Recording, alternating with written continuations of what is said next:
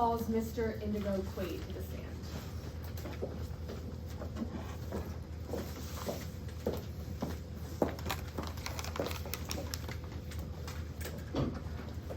Good afternoon. Could you please introduce yourself to the members of the jury? The name's Indigo. Indigo Quaid. Mr. Quaid, what do you do for a living? To keep it short and sweet, I run my mouth for a living. I'm a sports broadcaster on ESPN and a television show host. On Saturdays, I'm talking about the big game, and by Monday, I'm on a set somewhere. What TV shows are you the host of? Well, when I'm not hosting College Game Day or giving Lane Kiffin a hard time about leaving Ole Miss in the middle of the season, I was the newest host of the TV show The Saboteurs. How exactly did you get into hosting reality TV shows? It all started back in Mobile, Alabama. I was announcing the local demolition derby there when all of a sudden a deer hopped up onto the track and caused a huge car pile. That whole scene went viral, and after that my career just took off. I got my gig on ESPN, had a little stint on Floribama Shore, and lastly, I went on to season 5 of The Saboteurs as a competitor before being brought back on as a host in season 10. How exactly did you get into the Saboteurs? Well, I've been a fan of the show since the start. I even competed in season 5, like I said. The moment that got me hooked, though, had to have been the betrayal in season 2. What was the betrayal in season 2? I don't even know where to start. Charlie and Rob, they were like Shaq and Kobe, just a dynamic duo, taking out competition all season long.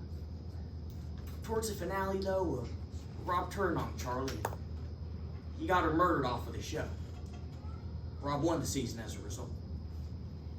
You mentioned that Mr. Armstrong murdered Miss Martin. Can you explain exactly what that term murdered means on the Saboteurs? Murder? On the show, that just means getting eliminated. Same way that when I say Ole Miss murdered Tulane in this year's college football playoffs, I don't mean they killed the other team. What I mean was Tulane should just stick to Mardi Gras. Mr. Quaid, I want to fast forward a little bit and talk about season 10 of the Saboteurs. Can you tell us a little bit about that season? It was going to be like the Iron Bowl 2012. It was going to be huge. Why was season 10 going to be huge? Just the rumors about the show were causing that commotion. Basically, we were bringing back the biggest contestants from every episode for an all-star season 10. Who were some of these big contestants that you were bringing back? We had a lot of big names, but the two biggest contestants by far had to be Rob Armstrong and Charlie Martin. Then how did season 10 start? It was crazy. I mean, it was like having a front row seat at the Super Bowl for me. It had the drama, the feud, the whole shebang. And Charlie and Rob in particular, they were giving us some pretty priceless moments too. Can you give us an example of a priceless moment between Miss Martin and Mr. Armstrong? Sure, there's plenty. First night at dinner, Charlie and Rob are sitting across the table from one another when all of a sudden, Charlie looks at Rob and goes, "This time, I'm going to murder you." That right there was TV gold for me being the host, and the cameraman had missed it, so I had Charlie do it again. She laughed and was more than willing to do it. Well, Mr. Quaid, as host, did you see any other interactions between Miss Martin and Mr. Armstrong? I did. I conduct interviews with the two and see them on and off the set. So I'd see them interact pretty often. Were any of those interactions concerning or unusual to you? Well, naturally there was a whole lot of murder talk while the cameras were rolling, but other than that, I never saw any weird interactions between the two. Well then, let's fast forward and talk about the day of the final challenge for season 10, April 6th. Are you aware of what the design of that challenge was supposed to be? Yeah, it was going to be the big kahuna. We had a long obstacle course, followed by a diving portion. As host of the show, did you watch that challenge? Yeah, I was right in the middle of it. Now, you mentioned that this challenge, it had a diving portion. Do you know if the contestants had any sort of air tank or mask? They did. It was about a 30-foot dive, so I'd assume you need a respirator. Do you know how much air was supposed to be in those air tanks at the start of the challenge? Sure, I saw a summary and it was about a half an hour, so 30 minutes. Now, as you were watching this challenge, do you remember how long Mr. Armstrong was underwater for? He was underwater for, I believe, 15 minutes. Do you know if anyone ever checked how much air was left in Mr. Armstrong's air tank?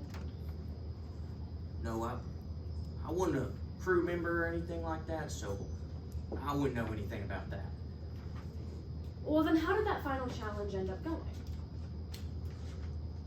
Unfortunately, we never got to finish filming that challenge. Why were you unable to finish filming that challenge? That'd be on account of Mr. Rob Armstrong. He never resurfaced when he dove in that water, and they had to get a dive team to pull him out. Mr. Quaid, were you able to see what happened after Mr. Armstrong was pulled out of the water? It was pretty chaotic. They were trying things like CPR on him, but nothing was working. Unfortunately, Mr. Armstrong passed away. Well, Mr. Quaid, in all of that chaos, did you see police collecting any evidence? No, I didn't see anything like that. In all of that chaos, did you see police restricting people from the scene?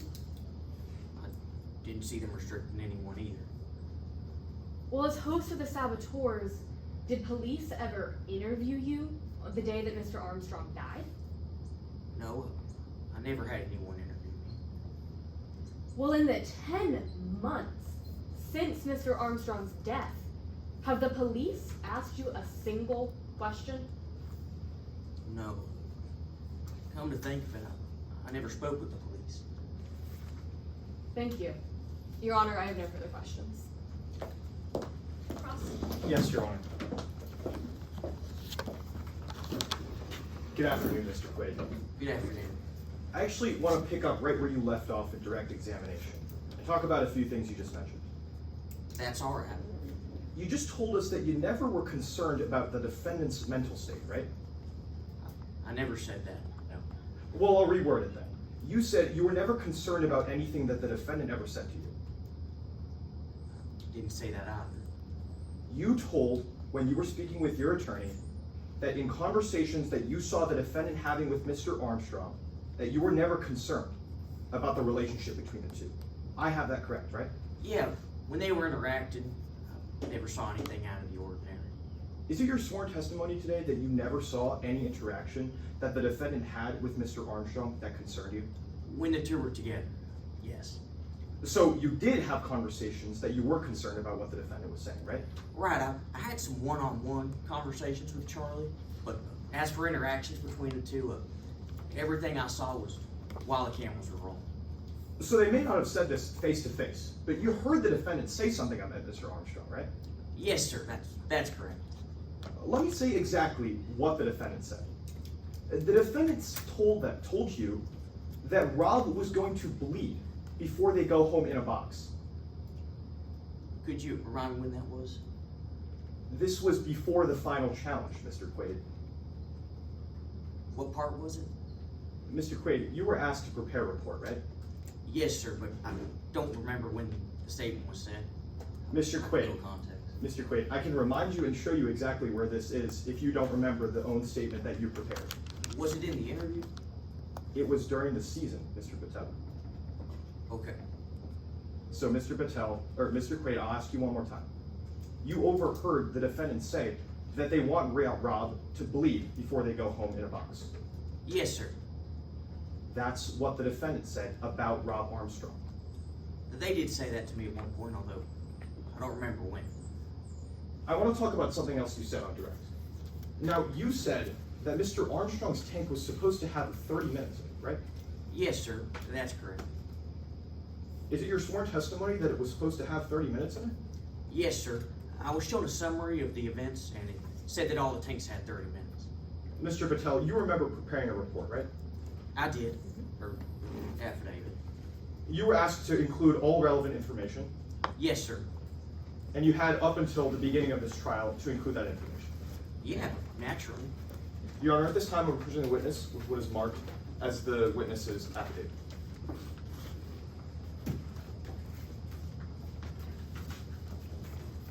I'll be using the entire Okay, I'm going to direct your attention to lines 281 to 282.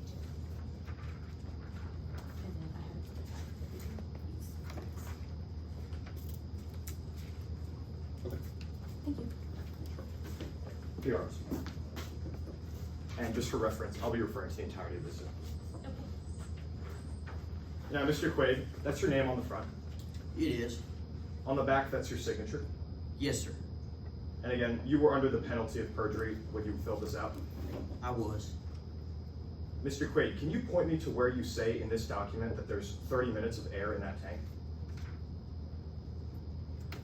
Objection, Your Honor, at this point to hearsay with use of this affidavit, if I may be heard. Yes. And there's a specific line in which this Mr. Quaid talks about referencing an exhibit, Exhibit 5. It's that summary of notes that he mentioned on direct examination. That summary, it says that each diving mask was supposed to have 30 minutes of air. I'm happy to show Your Honor both the line of this affidavit and that exhibit, if you would like. However, no contradiction or omission is being elicited, therefore making this an improper impeachment and making the use of this affidavit hearsay.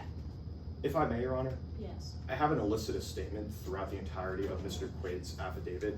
In particular, I'm showing that Mr. Quaid omitted this information in their affidavit. The witness is free to respond that this may be potentially included within their affidavit, but at this time, it's not hearsay as no statement has been elicited. Yeah, I agree. You can follow up if you want. but Yes, Your Honor. I object. Yes, Your Honor. Mr. Quaid, can you point me to exactly where it says that there's 30 minutes in each of those tanks? Yes, sir. Flip to page 9, line 257, or 256. Can you read it out loud? The tanks had enough oxygen for 30 minutes, and the challenge should have only taken even the weakest divers upwards of 10 minutes to complete. You can put that away for now, Mr. Quaid. Now, Mr. Quaid, you would agree with me, you're pretty aware of what happens on the saboteurs. Yeah, I mean, I'm the host of the show, so I see the ins and outs of everything. Like its namesake, you'd agree that sabotages are a big part of the show. I mean, that's the name of the game. Without it, it'd just be kind of a bad spin-off of Survivor. You are a member of production, right? I am. So, as production of the saboteurs, you'd agree that it's important for these sabotages to be safe. Yeah, I mean, I think that's a fair statement to say for anything. In fact, you would say the entirety of production goes through great lengths to make sure that these sabotages are safe. Yeah, I mean, we keep the contestants safe and whatnot. It's just standard protocol being on a show. Specifically, they make sure that contestants are doing these sabotages safely. Yeah, of course. Well, then I want to talk about one of the ways they do that. You would agree that in order for each contestant to compete, they have to sign a memo, right? They do. They have to read through the entirety of those contents. Yeah, I did something similar back in season 5 when I was a competitor. That's right. So when you competed, you had to sign it in order to be on the show. Yeah, I did. So then I want to talk about that similar document. You recognize a copy of it? Sure. Your Honor, let the record reflect on approaching the witness and opposing counsel with what is pre-marked as Exhibit 33. The record shall so reflect. Would Your Honor like a courtesy copy? Yes. And Mr. Quaid, this is that memo. Yeah, it's similar to the one I got in season 5. Has it been changed or altered in any way? Well, it's season 10, so it has. But this is a similar memo. Yeah, it looks kind of similar. I think they make one every year. Mr. Quaid, you are a production member on season 10, right? I'm the host. I'm not one of the producers. But as somebody who is on the Saboteurs team, you know that this is the season 10 memo. Well, I know from my experience going on the show that we do get memos. I hadn't looked at one as the host, considering I'm not a competitor. It's a fair and accurate copy. I guess I gotta take your word for it. Your Honor, at this time, prosecution moves to enter Exhibit 33 into evidence. Objection, Your Honor, at this point, to lack of foundation of that, I don't think we have sufficiently established that Mr. Quaid is familiar with this exact copy. He's testified that he's very familiar with the one from Exhibit 5. However, this one being Exhibit 10 and having the signature of the defendant, of Ms. Martin, we need a little bit more foundation laid. The objection is sustained at the moment. Yes, Your Honor. Mr. Patel, this is a similar memo to the one that you signed in Season 5. That's correct. It's been a few years, but I mean, every year you gotta have people sign something, right? A waiver of some sort. You are the host of the Saboteurs, I am. all the way up till Season 10. No, sir.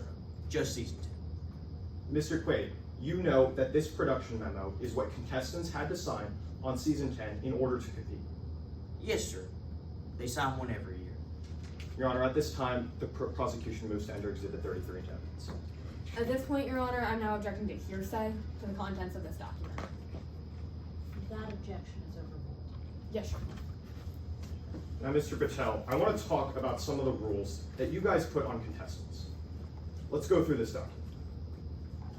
At the top, it says that sabotage is permitted, but only within strict safety limits, right? He does say that. It says production requires full compliance with the following rules underneath. It says that too. Okay, well, let's go down to that section on prohibited conduct. Now, this section says, no competitive objective justifies conduct that creates a substantial risk of serious bodily injury. Yeah, it says that. And now, going to that second bullet, it says that poisoning is one of those prohibited conducts. Yes, it does. Okay, now going to the bottom of that document, you see who it's signed by, right? I do. It's signed by the defendant. Yeah, it looks like one of those online things where you sign on me. So just like 2 years ago, when you competed on the Saboteurs, the defendant agreed to play by these rules. I got their signature at the bottom. You can put that aside for me. Well, then I want to talk about whether or not the defendant actually did follow those rules. Because you overheard some conversations with the defendant, right? That's right. I've been living on the state with them for a couple of months. I've heard a lot of conversations. They were planning a couple sabotages. Yeah, that's what it seemed to me like. This was right before the final challenge. I believe so. Mr. Armstrong passed away during that final challenge. Yeah, he did. It was very unexpected. Well, then I want to talk about some of the sabotages that the defendant recommended doing. Now, you remember, the defendant actually wanted to use rodenticide. Yeah, I'd heard him bringing up some stuff like that. That would not be according to those rules, would it? I suppose not. The defendant also suggested using sleeping pills. She did say that as well. Again, that would not be in accordance with those rules, right? That's correct. Well, then I want to talk about something else that you know is on set. Now, you know that oxalic acid is something that you can find on set, right? I do. You were on set when oxalic acid was around, in the supply room. Suppose so. Mr. Patel, you actually had a conversation with the defendant about oxalic acid. I did. Specifically, would you recognize a label of that oxalic acid? Yes, sir. And come to think of it, I don't think we talked about the acid. Your Honor, at this time, let the record reflect I'm approaching opposing counsel and the witness with Elizabeth pre-marked as Exhibit 3.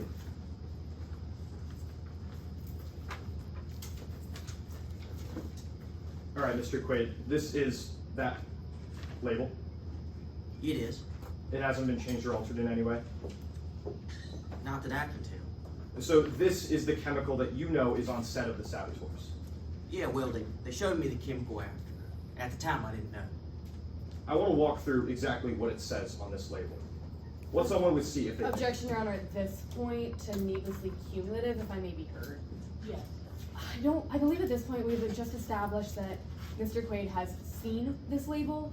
Therefore, just going through the label, reading warnings that have already been read onto the record by several other witnesses, it's that's needlessly cumulative and wasting the time for the members of the jury, as Mr. Quaid can't add any relevant information.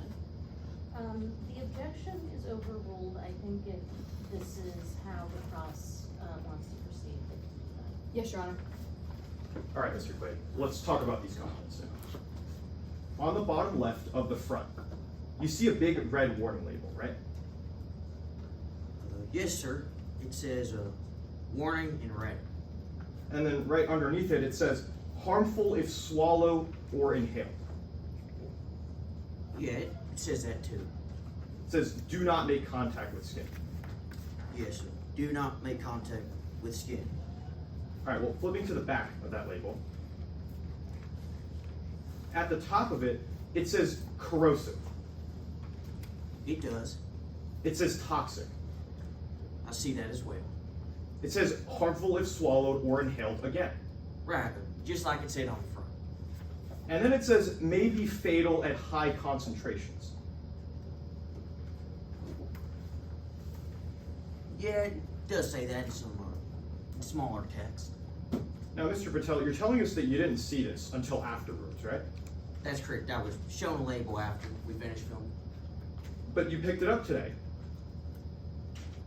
Yes, sir. You handed it to me. That's right. You were able to read what it says on this label. Yes, sir. I can read English pretty fine. Maybe people misunderstand me sometimes, but my reading's not too bad. And you were able to understand exactly what it says here. Yeah, like I said, readable. Yes, sir. Thank you, Mr. Quaid. I have no further questions, Your Honor. I have no redirect, Your Honor. I just ask that my witness be allowed to step down. The witness is excused.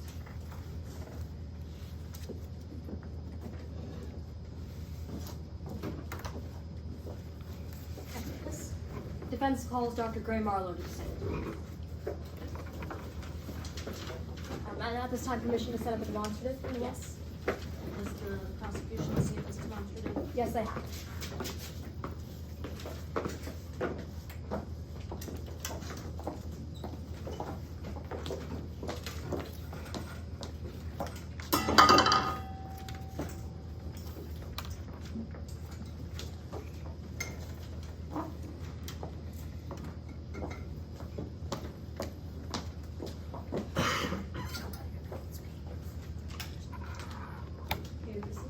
Yes. Can you please introduce yourself to the court? Sure. Hi, my name is Dr. Gray Marlowe. Dr. Marlowe, what do you do for a living? I'm a board certified physician. I have been for a little over 20 years now. Although I was retired for a few years and then I realized how much I could not stand retirement, so I started my own medical consulting firm. What sorts of medical consulting do you do? Usually I work with complex legal cases involving exertional or medical sports-related injuries, but I did work as a medical examiner for a few years and did about 1,200 autopsies, so I have some experience discussing causes of death as well. What kinds of education do you have to receive in order to be able to do that kind of stuff? A lot, but let's see, I started with a BS in biochemistry at the University of Southern Plains, and then I did my MD and residency at Bay Ridge and went to UMich for a forensic pathology fellowship. Do you know why you're here in court today? I do. I was asked to review the work of the medical examiner in this case, Dr. Hartley, and see if all of our information made sense together. What method did you use to review the medical examiner's information? I used everything that the medical examiner had access to, so all of the evidence she was given. I did my own post-mortem review of Mr. Armstrong's body, and I used the testing that the medical examiner did as well as my own. So her autopsy and toxicology report. Was that sufficient material for you to reach any conclusions? Yes, it was. And did you use any specific specialized method for today's case? Yes. I used what I call the comparative analysis method. Essentially what that means is I do my own post-mortem review of the body and then compare everything that I found to what the medical examiner found and see if what we had was the same. Is that method, the comparative analysis method, standard and reliable? Absolutely. It's pretty much considered the standard when it comes to comparing your work to that of another expert within the field. And did you apply that method to today's case reliably? Of course I did. So based on your review, did you agree with the medical examiner's conclusion? I agreed with parts of it. I do agree that the ultimate cause of death was drowning by hypoxia. I just don't agree that it was induced by that chemical irritant. So let's talk about why. Why did you disagree with the medical examiner's conclusion in today's case? There were two main reasons. One being that I didn't agree with the amount that the medical examiner proposed Mr. Armstrong was exposed to, and that other one being I didn't necessarily agree with all of the symptom patterns. Okay, so let's take those one by one. First, why does the amount of acid inhaled even matter? The amount of acid inhaled or exposed to that somebody has determines the level of toxicity, irritation, injury, or even fatality. In this case, it changes the pattern of how somebody might have been affected by it. I don't believe that Mr. Armstrong was exposed to anything more than a gram. Objection, Your Honor, at this time to lack of foundation may I be heard? Yes. I'll specifically be relying on a piece of relevant Midlands case law. It'll be on page 7 of the case book under the title Euro Industries v. Bechstein Alkari Incorporated. Please let me know if you're there, Your Honor. Yes. Your Honor, I think the last few sentences in the example the Supreme Court gave us is pretty elucidating in this matter. It says that if an expert wishes to testify that they believe the indentations on a vehicle's door means that the vehicle collided with a street lamp at 45 miles an hour, then measurements, equations, and other relevant facts that form that basis for that specific conclusion must be disclosed. Effectively, the Supreme Court is saying if a specific numerical value is given, the underlying facts and measurements have to be put onto the record as well. We have not heard the underlying facts or measurements for this conclusion. We ask that be laid first. Response? Yes, Your Honor. As for the measurements and facts, we have on a good faith basis that this doctor, Dr. Marlowe, completed the same toxicological testing as Dr. Hartley and received the same results, just chose to interpret them differently. All of this is directly included in the report, and I can refer you to that if necessary. That's not necessary. The objection is overruled. Yes, Your Honor. Dr. Marlowe, how much acid did you believe that Mr. Armstrong was exposed to? I believe that Mr. Armstrong was exposed to less than a gram of oxalic acid. So let's talk about the second reason you disagree, the symptoms. What did you mean by that? Usually in the case of toxic or fatal oxalic acid poisoning, there are certain symptoms in the body or signs that we would expect to see. I brought along a little bit of a chart to help explain some of those better. Permission for Dr. Marlowe to step down? Yes. Ready to rearrange, Your Honor. Yes.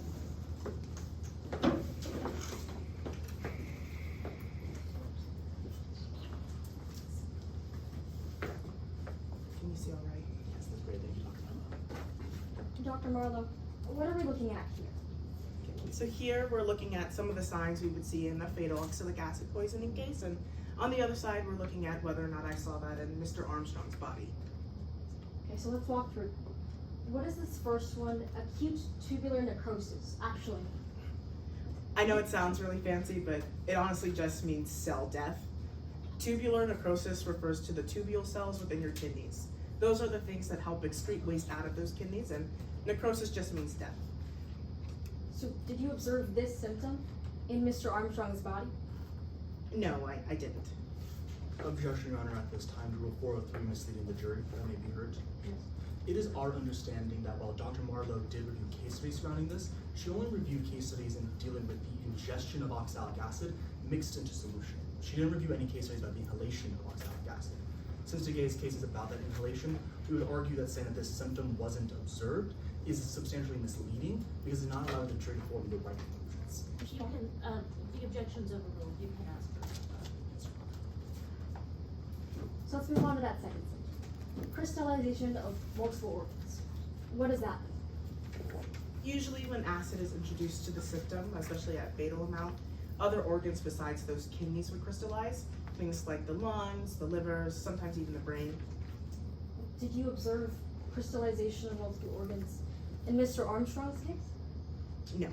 The only organ that had crystallization was the kidneys, but that's not uncommon. In fact, crystallization in the kidneys is pretty common in post-mortem kidney samples. Okay, so let's move on to that third symptom. Enzymes flooding the bloodstream. What does this mean? Well, enzymes are proteins, and a lot of your organs are made up of those. Usually when acid is introduced to the system, it causes some organs to die out. And when that happens, they leak those enzymes into your bloodstream. Did you observe this symptom in Mr. Armstrong's case? No, I didn't. So then let's talk about that last symptom on here. Rapid symptom progression. Could you explain what this one means?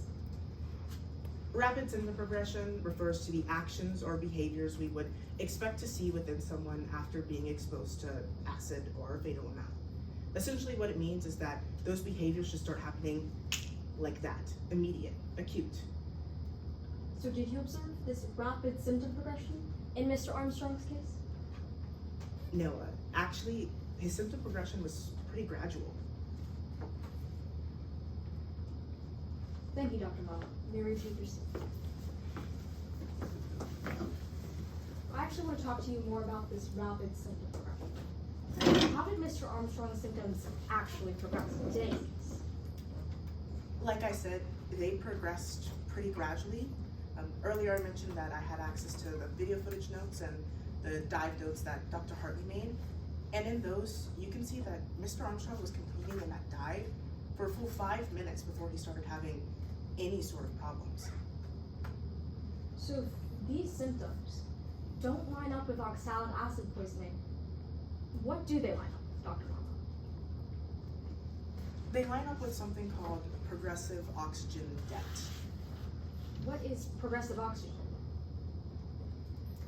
Progressive oxygen debt refers to when somebody, usually competing in a physical activity, is using more oxygen than is readily available for them. It leads to something we call hypoxia. Okay, so then let's talk about what air supply Mr. Armstrong had. Sure. Do you know what air supply he had? I was told that he had an air mask and an air tank. Do you know how much air was in that air tank? No, I don't. Do you know if the medical examiner ever checked? I think the medical examiner only checked the mask. Do you know if the medical examiner ever even tested that air tank? I only saw any evidence that they tested the mask. I didn't see anything about the tank. Okay, so if hypothetically, a diver didn't have sufficient oxygen supply in their air tank, what could happen? Well, the air tank is a pretty confined environment and it's limited in space. It's also the only source of oxygen that a diver would have. If there was no air in the tank, or at least a decreased amount, it would have caused him to not be able to breathe underwater at all. It would have led to the hypoxia, which would have caused panic, confusion, disorientation to occur. Did Mr. Armstrong exhibit disorientation and confusion? Yes, an extreme amount, I would say. A few minutes right before he dives, or right before he drowns, he was going all around in the water. He didn't seem to know where he was, and he actually rips his mask off before, unfortunately, inhaling that water and drowning. So Dr. Marlowe, based on all of your analysis, what did you conclude for Mr. Armstrong's cause of death? I concluded that there was insufficient medical evidence to say with 100% certainty that oxalic acid poisoning is what caused Mr. Armstrong to drown. But there is evidence to suggest that it could have possibly been caused by something else. Thank you, Dr. Marlowe. Your Honor, we have nothing further at this time. Would opposing counsel like me to take this down? Yes, please, that'd be great, thank you.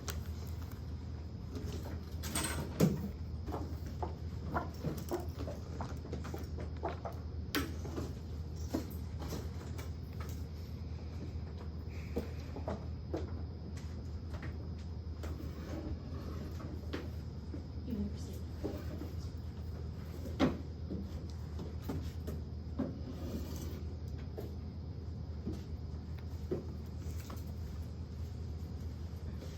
Good afternoon, Dr. Marlowe. Good afternoon.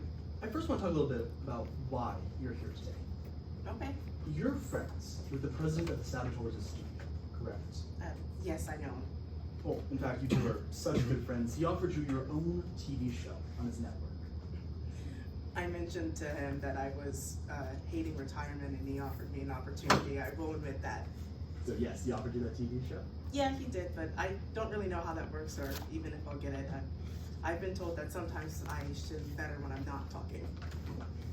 Well, a few days later, after Mr. Armstrong's death, the president of the studio called you in a panic, didn't he? Yeah, I think he did.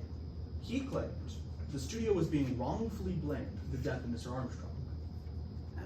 Yeah, he mentioned something about that, but I don't think that's what this case is. Well, he also told you that unless the network was cleared of all responsibility, your TV show would never get off the ground. Yeah, he mentioned that, but I don't think that the networks in this case, are they? Dr. Marlowe, we'll turn to today's case in just a couple questions, but I want to be clear. You really want this TV show to get off the ground. I think it'd be fun. And the president of the studio told you that the results of today's trial could have an impact on whether or not you get that TV show. Yeah, I think he said that, though he is a bit dramatic. But yes, that's what he said. Yeah. And now you're here, testifying for the defense. Yes? So I want to speak a little bit about your qualifications for being here. You're a sports medicine physician, correct? Yes, I am. You're not currently a forensic pathologist. No, but I do keep my medical examiner license up to date, and I always renew it so that I can stay up to the most recent practices. You actually haven't been a forensic pathologist since 2004. No, that's true, but I do keep my medical examiner's license. And you haven't performed an autopsy in over 20 years. Not since I shifted to sports medicine, no. And you don't usually work with oxalic acid. No, I wouldn't say that it's common in the field. You don't usually work with poisonings. No. But you would agree today's case is about a man who inhaled oxalic acid. Yes, that's true. And you're testifying in this case today. Yes. So now I want to talk about what you reviewed or didn't review for your report in today's case. You didn't speak with Mr. Armstrong's personal physician. No, I didn't feel the need to, seeing as Dr. Hartley had already done that, and I was working off of anything Dr. Hartley had already gotten. I figured everything that Dr. Hartley asked the physician was everything that I needed to know. So you weren't able to ask your own questions. No, I suppose not. You didn't speak to any doctor on the set of the Saboteurs. No, Dr. Hartley also did that. But you personally didn't speak to them? No, my job was to review and compare. And besides the final challenge, you didn't review a single episode of season 10 of the Saboteurs. No, I didn't watch the show when it aired, and I don't think there was any footage other than the dive footage after that. To be clear, that means you don't know what the challenges look like. No, I don't. You don't know how strenuous they were. No, but I suppose if they were strenuous, that could also be a factor. Dehydration and overexertion can also cause hypoxia to happen, so if they were competing in very physically intensive challenges, it certainly could make that a possibility for a cause of death as well. But you don't know how strenuous those challenges were. No, I wouldn't know that. You don't know how Mr. Armstrong felt after each challenge. No, You don't know how much rest he got in between each challenge. no, I wouldn't know that either. And the only symptom you were actually able to observe before Mr. Armstrong put on his diving mask was him breathing heavily. Yeah, he was breathing heavily. He also had a slight strain on the right side of his heart. That's also a pretty key indicator of overexertion, but like I said, I didn't see the challenge, so I don't really know what he was doing. But in the footage, all you were able to observe was him breathing heavily. Yes, I think he was running. And you weren't able to review any air tanks in today's case. No, Dr. Hartley wasn't given an air tank, so I wasn't given an air tank. So no, you didn't review the air tanks in today's case. I know, that's why I was so concerned. I mean, the air tank is your only source of oxygen underwater. If something was wrong with that, that's pretty important. Yeah, it is pretty important, and you didn't ask for the air tank, did you? I wasn't able to. I was working off of everything that Dr. Hartley had. Still, you didn't make any attempt to try to get that air tank. No, and nobody made any attempt to give it to me either. So you were completely unable to test that air tank. Yeah, that's true. Now, I want to turn to your expert opinion in today's case. Okay. You would agree with Dr. Hartley that Mr. Armstrong inhaled oxalic acid. I do agree with that. You would agree that oxalic acid is a dangerous chemical. Absolutely. And you would agree the inhalation of oxalic acid is a likely cause of Mr. Armstrong's death. It's a likely cause, but likely isn't 100% certain, and I believe that when we're working with causes of death and giving people closure, you should want certainty, not likely.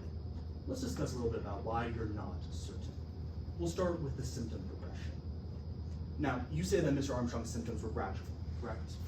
Yes. You'd expect them to be immediate, it was poisoning. Yeah, fatal amount, sure.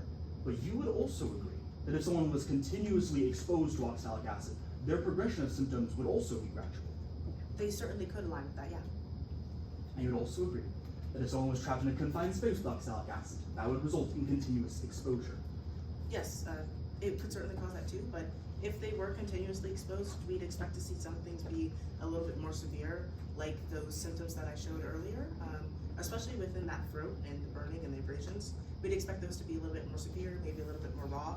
I didn't see any indication of that. Don't worry, we'll get to those red and raw throats later, but first just answer my question. Sure. In a confined space, someone would be repeatedly exposed to oxalic acid. Yes. And if someone had it in their diving mask, every single breath they took would be inhaled with oxalic acid. I suppose so. Although oxalic acid does disintegrate in water a little bit, so it would have to be in a drier space. That way the water can touch it. But assuming it's in an airtight seal like a diving mask. Then yeah, that would be a confined space. And you would agree, the oxalic acid that Mr. Armstrong inhaled, it was in his diving mask. I would assume that's the only way it could have been inhaled in this case. Now let's turn to those red and raw chemical abrasions we were talking about. Sure. You said that they weren't severe enough to conclude oxalic acid poisoning. The irritation that I saw on the trachea and bronchi now. You'd also agree it was more than a typical drowning case. It was more than a typical drowning case, but I suppose not everything is the same. And you'd also agree that the only case studies you've reviewed are about the ingestion of oxalic acid. Yes, that's true. So that's taking oxalic acid, putting it in some water, stirring it up, and drinking it. Yes, that's one form of ingestion. Not inhaling it. Yeah. And you would agree that the symptoms would be more severe for someone who ingested oxalic acid than someone who inhaled it. They would be more severe, but I think that if you were to be continuously exposed to a chemical, it would likely still be pretty severe. My question was, the ingestion of oxalic acid got more severe symptoms, correct?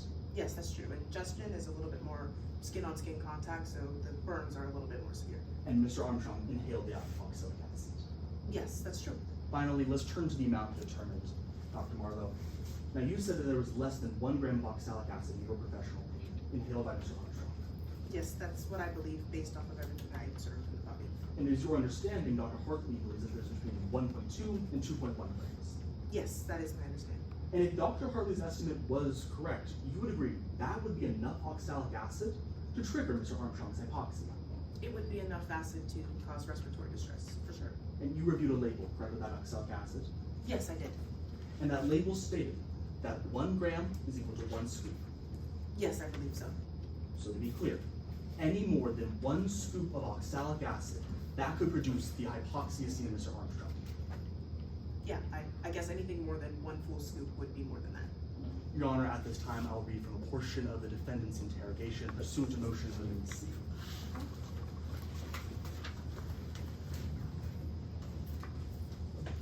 For reference of opposing counsel, I will begin at line 204. Of course.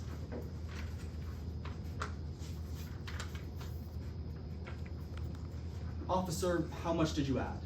Martin, I can't be sure. It didn't seem like that much at the time. Maybe a few scoops. When you say a few scoops, how many? Martin, I don't know. Maybe 2 or 3. Officer, were those heaping scoops or like small scoops? Martin, I think one of them was a full scoop and the others were much smaller. Objection, Your Honor. This time is before for you, if I may be heard. Yes. Your Honor, opposing counsel's cross-examining Dr. Hartley on the ingestion of oxalic acid, which is notably distinct from the exposure or inhalation. In this case, as we've elicited throughout testimony, the acid was placed in the microphone pack of the mask and not directly in the mouthpiece or nose piece, in which case it would have been inhaled in that manner. Therefore, the distinction from the amount here is different and misleads the jury, confusing the issues and confusing the science especially. A response, Your Honor. Yes. Your Honor, Dr. Marlowe has already testified that if someone was exposed to just 1 more scoop, 1 full scoop of that oxalic acid, that would result in the hypoxia seen. It was clear we were talking about the inhalation of oxalic acid, saying it was directly in reference to Mr. Armstrong's case in the placing in the diving mask. This isn't confusing the science, this is simply asking Dr. Marlowe for her own conclusions. The objection is overruled. Yes, Your Honor. I'll read that last sentence.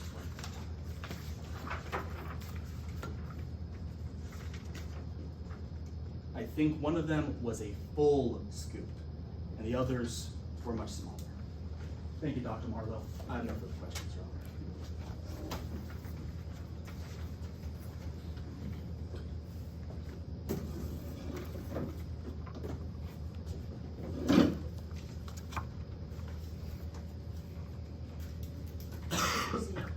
Brief redirect.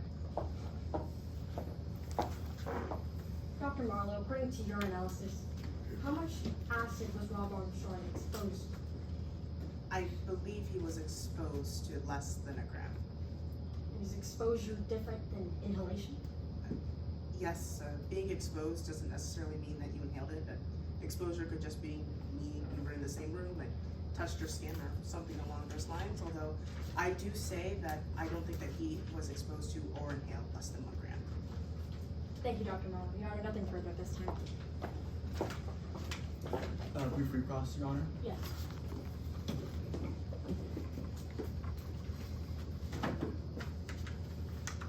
Now, Dr. Marlowe, you said there was a difference between being exposed and inhaling, correct?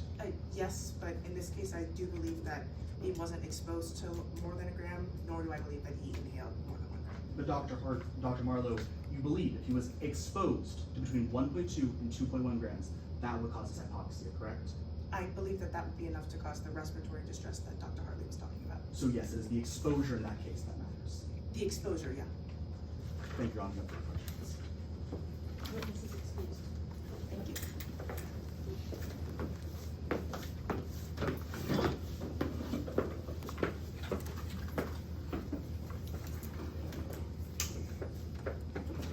Your Honor, may the defense call their next witness? Yes. The defense calls Mr. Nalduz to the stand.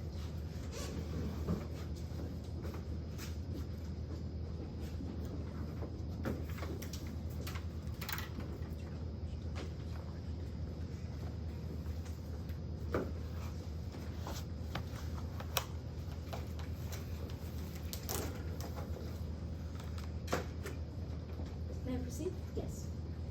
Good afternoon. Can you please introduce yourself to the members of the jury? Hello, my name is Nell Deuce. Mr. Deuce, can you tell us a little bit about yourself? Of course, I'm a florist by trade. I have my own flower shop. But ever since the B movie, things have gone downhill, so I've decided to supplement my income with various stints in reality television, of course. Sir, do you know where you're in court today? Yes, last year I competed on season 10 of the hit reality TV show The Saboteurs with Charlie Martin and Rob Armstrong. And what was your role on the Saboteurs? Oh, I was the saboteur, of course. You know, one of the troublemakers, one of the people who messes around with the contestants, you know, put Tabasco in some of their breakfast burritos and funny things like that.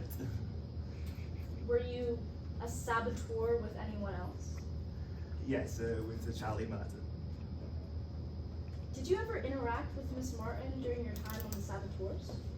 Oh, of course, you know, she was a saboteur as well, so we worked together quite closely. And what kinds of things did you two do as saboteurs? Oh, we would plan sabotages together, we would find funny things to do to other people and things like that. And what was that experience like?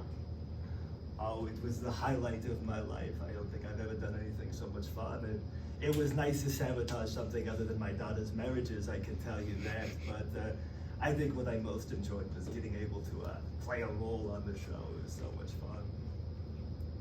What do you mean you played a role on the show, Mr. Deuce?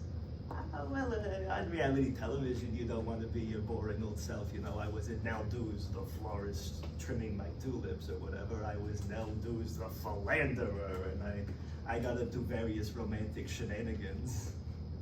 From what you saw, did Miss Martin play a role on the Saboteurs? Yes, you know, officially she was a saboteur, like myself, but I saw Miss Martin as an unofficial provocateur. You know, she was always dramatic in front of the cameras. She'd say the most crazy things. Can you give us an example of Miss Martin being a provocateur? Oh, I have plenty, but I guess the most notable is on the first night of filming. The producers said Miss Martin and Mr. Armstrong right across from each other at dinner. And during it, she had the sternest look in her eyes. And right in the middle, she slammed her tiny fist on the table and she said, "Mr. Armstrong, I am going to murder you." Oh my lord, it was the most beautiful performance of my life. You don't just see acting like that anymore, do you? Mr. Deuce, I want to clarify something. What does murder mean on the show The Saboteurs? Oh, well, it's not murder in the sense of stabbing a young fella. It's more of murder in the sense of elimination, you know. You're murdered, you go home now, you're gone. You're off the show. And was saying things like, "I'm going to murder you," common on the show? Well, I never said something like that, but I said enough things to make Mrs. Deuce upset, I can assure you. You know, I said plenty of things on the show that I didn't exactly mean. And, because reality TV isn't exactly real, I would say, you know. And why would you say reality TV isn't exactly real? Well, I don't know if you've heard of these things called producers, but they kind of control how the show operates, you know, little puppet masters. Can you give us an example? Oh yes, I was having a meeting with a nice young lady named Riley Kay. She's not as nice as I remember, but I remember once she said, she offered me $50,000 under the table if I were to keep Mr. Martin and or Miss Martin and Mr. Armstrong on the show. You know, seemed a little sketchy. Objection, Your Honor. At this time to hearsay to the statements of Riley Kay. Yes, Your Honor, this falls under hearsay exception 8033 as to motive, intent, or plan.